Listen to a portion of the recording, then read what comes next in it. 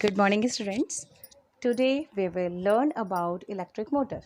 In this chapter, magnetic effect of electric current, electric motor is a very important part of this chapter.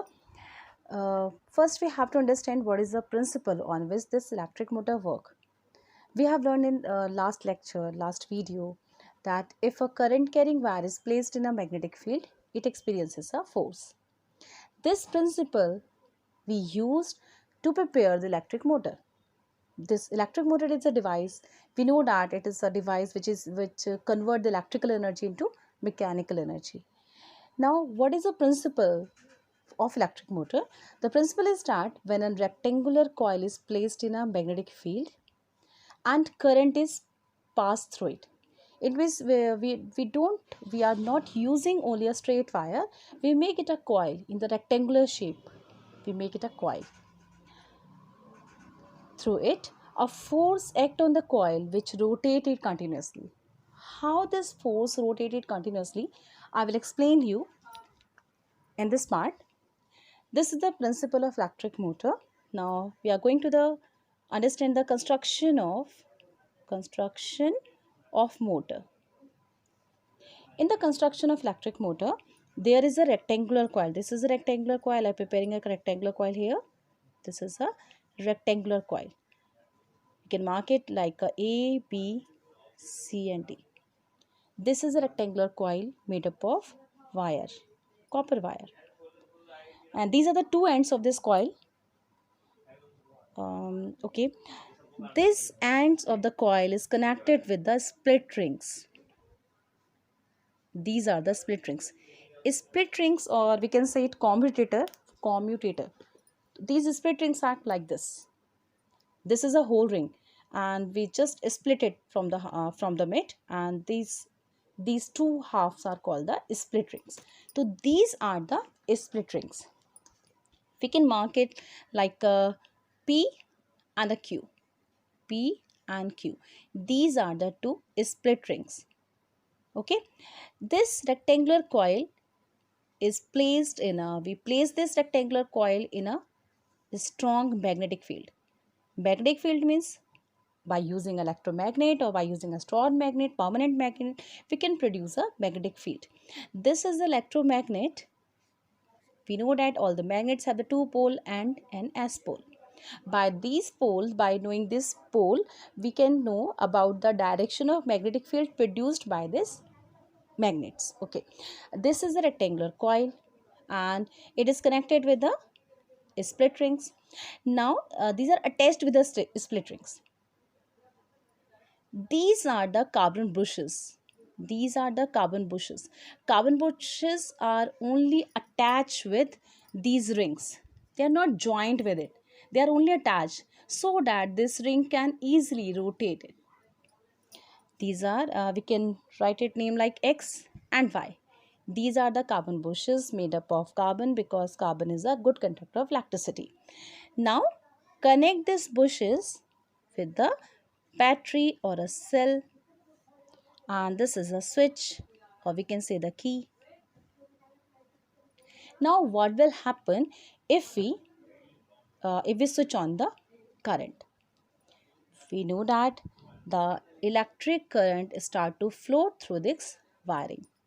Since these all are connected with each other, like this carbon bushes, this is split rings, this rectangular coil, so current start to passing from here, like this, from A to B in this coil and from C to D in this part of the coil. So this is the rectangular coil placed in a magnetic field attached with the split rings are also called the commutator, and these are the carbon brushes, and these brushes are connected with the battery. We can't connect this wire with these carbon brushes because these wire can be twisted on rotating. So we have to use this split rings. These split rings play a very important role in the working of motor. Then I will explain you how this motor work. Now the working of motor. Working of motor. Electric motor. We have already learned the Fleming left hand rule. According to this rule, we know that if we place these three fingers in such a way that they are perpendicular to each other, then this finger show the direction of current, this show the direction of magnetic field, and this thumb show the direction of force, or we can say the motion. By applying this Fleming left hand rule, we can find the direction of rotation of this coil. For one more important thing is this split rings have insulation inside it, and it is connected with the axle. Through the axle, we can rotate the part in our appliances. This is the axle, and this axle is attached with the split rings. When this split rings rotate, this axle also rotate. Okay. Now the working of electric motor, how it work. When we switch on the current start passing from this point, this line, from this path, from A to B and C to D. Now what will happen if the current is passes from A to B? According to this Fleming left hand rule, this is the direction of current. I explained you by using this rule, we can find the direction of force or the direction of rotation. So by using this rule, this is the direction of current. And what will the direction of magnetic field? We know the direction of magnetic field is from north to south. So this is the direction of magnetic field. So I can rotate my hand like this. Okay. This is the direction of current and this is the direction of magnetic field. So what is the direction of force? The force is act in downward direction. It means in this part of the coil AB, the force is exerted in the downward direction. And what about this part CD of the rectangular coil? In this part, by applying the Fleming left hand rule, this is the direction of current, this is the direction of magnetic field. So what will be the direction of force exerted on this part of the coil? This part will feel upward force. It means the direction of force exerted on CD is in upward direction. Now what will happen? Suppose this is a rectangular coil.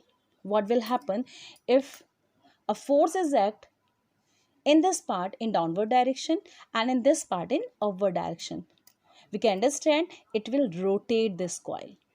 So it happens also in this rectangular coil when a force exerted in downward direction in the part of AB and in CD part the force exerted in the upward direction. So this coil rotate. And we know that these parts, the A and the D, are connected with the split rings with the P and the Q.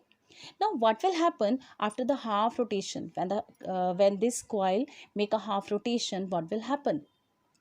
After half rotation, the connection of P, which was connected with the X carbon bushes, now it will connect with Y bushes, and this part of the split rings Q will connect with the X portion, means X bushes. P with the Y bushes and Q with the X bushes.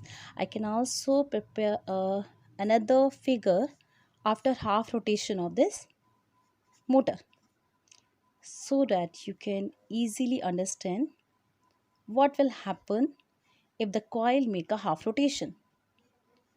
Again, after the half rotation, the A and B part will be here. It will be here, and the C and D part will be here. And with this, we know that A is connected with the P, with the split ring P, and D is connected with the split ring Q. So with half rotation of this coil, this part, this bushes also rotate, and the connection with the bushes reversed. Now this split ring P is connected with the carbon bushes Y, and this split rings Q now is connected with the bushes X. After the half rotation, what will happen? We will see here. After half rotation, now we know that the position of this terminal is not changes. We don't change the direction of current. The direction of current is again from this point to this point, from X bushes to forward, in forward direction. Now from the X bushes it still passes to the C to D and B to A. Here in this part, in first half, we know the direction of current in the CD is from C to D, and after the half rotation, is current is from D to C. Now the direction of current is reversed. What part is responsible? What part of this motor is responsible for reversing the direction of current? You can easily understand this commutator rings help to reverse the current, reverse the direction of current in this coil. The first in first half, we learned that the direction of this current is from A, B, C, and D. Now it will be D, C, B, and A, just opposite to the first one. This is due to the function of this commutator ring. Actually, the main function of commutator ring is this: it reverses the direction of current. Okay. Now, what will happen if the direction of current is from D to C now? In first half, it will C to D, so that the force is exerted in the upward direction. Now, the current is moving from D to C. According to the Fleming left-hand rule, we can apply this rule. The direction of current is this one, and the direction of magnetic field is this one. So the current applied, the force is exerted, the rotation, the movement of the coil is in downward direction. In first half, it was in upward direction. Now it is in downward direction. And again about AB, this direction of current, this direction of magnetic field, the force is exerted in the upward direction. So this is direction of force exerted on AB in the upward direction. In first half, it was in downward direction, but now it is in upward direction. What will happen after the half rotation? After the half rotation, it again rotated like this. It means motor continuously rotating on its axis. This is the working of the motor. Most of appliances work on this motor. For commercial use, if we use these motors for the commercial uses, we modify it like the electromagnet is placed here, can be a this magnet we use is an electromagnet. Since we know that electromagnet is more stronger than the permanent magnet, so in commercial purpose we use the electromagnet here. And second, we increase the number of turns in this coil, in this rectangular coil. By increasing the number of turns, the working efficiency increases. And third one, we use a soft iron core here. By using this soft iron core in this coil, we can improve the working efficiency of this motor. Okay, this was all about the electric motor. In next video, we will understand the electromagnetic induction. Okay, goodbye.